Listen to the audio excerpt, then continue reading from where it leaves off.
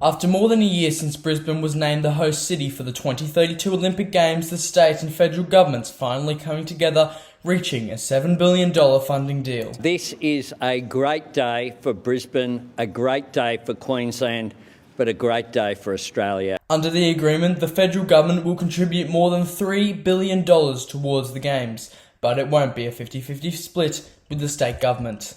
Will consolidate this great city as a global city. Most of Albanese's government's funding will go entirely towards the Brisbane Live Arena, costing $2.5 billion, set to host aquatic events for the Games. Then it will play home to a 17,000-seat concert venue. The federal government will also fund upgrades to existing venues. You'll see more and more events attracted to this great state of Queensland. The controversial Gabba Redevelopment project will have its tab picked up by the state government, the cost blowing out to $2.7 billion.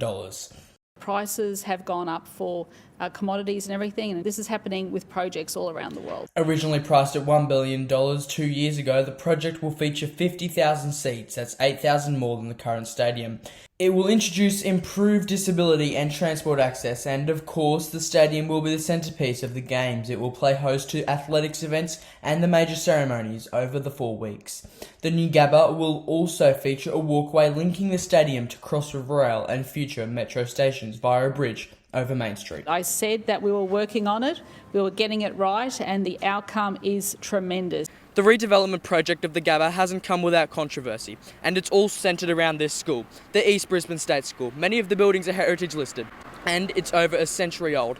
Now, all 250 students will have to be relocated by the beginning of 2026, and it's a decision that hasn't been received well by many in the community. Federal MP Max Chandler-Mather labelling it as an absolute disgrace. I want to make very clear that we do not see that this fight is over. We are going to fight to save this school. In a statement, Max Chandler-Mather said, "Today we should be reading about a joint Labor plan to spend $7 billion on social and affordable housing. Instead, we're reading about a disgraceful decision to spend billions demolishing a school for a 4-week sporting event. It comes as the Premier assured residents that the Gabba will support the sporting and entertainment needs of the city before and after 2032. The school's heritage-listed buildings will be refurbished and repurposed and integrated into the operations of the stadium. The Department of Education has confirmed they are consulting on 3 options for the state school, including relocating EBSS to new facilities at Coorparoo Secondary College site, merging EBSS with Coorparoo Secondary College to become a P-12 school, or having students at EBSS enrol at other schools with additional infrastructure to be built if needed. Claire, a former student at the school, says she is very sad that the school will soon be closed. I was very sad at the thought of it being demolished, but on Friday when I heard the news that the school will be saved, the heritage school will be saved, I felt quite relieved. It would be lovely if the school could remain open because they're developing units everywhere and young families are moving into the district. They will need the school. Do you have a lot of memories from the school? Obviously you have gone there, and do you know other people who have gone there too? I came to the school, we came from Sydney in 1943. My brothers and I started our Queensland education there.